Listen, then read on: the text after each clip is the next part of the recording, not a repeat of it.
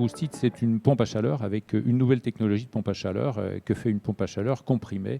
Eh bien, on a une nouvelle technologie de compression aujourd'hui. Donc ça, c'est tout à fait un biais nouveau qui a été supporté par l'investissement public, notamment autour de financements importants, puisque jusqu'à presque 9 millions d'euros ont été dédiés au travers de PIAV et d'outils bancaires contre-garantis par BPI. Et j'en profite pour effectivement remercier l'instructeur BPI aussi, qui nous a permis de finaliser notre dossier, donc projet industriel d'avenir, qui était à l'origine de cette très belle outil industriel que vous visitez. Donc une solution technologique et industrielle, mais aussi au-delà de ça, on souhaite intéresser la filière.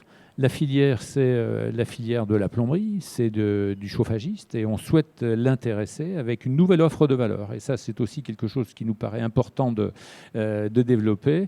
Il n'y aura rien aujourd'hui de fait si on le fait contre la filière ou sans la filière ou à côté de la filière. Donc on veut intéresser la filière, et ici, on a aussi l'ambition d'avoir une Boostit Academy pour former les plombiers, les installateurs. On a aujourd'hui une pompe à chaleur qui est installable par un chauffagiste. On a besoin de lisibilité et on a besoin de temps long.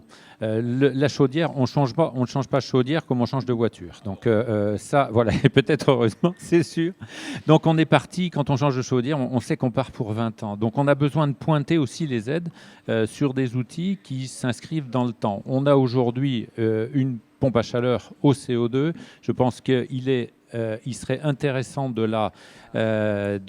l'aider parce qu'elle est au CO2 et parce que c'est le fluide frigorigène du futur, et que par opposition à des fluides dont on sait que dans 5 ans, ils seront interdits, eh bien c'est quand même dommage qu'on pointe des aides publiques vers ce type de fluide dans 5 ans. 5 ans, c'est demain matin. Donc vraiment, réorienter peut-être vers de la lisibilité long terme des aides, et notamment sur des packs faiblement émissives pour lutter contre les émissions de gaz à effet de serre.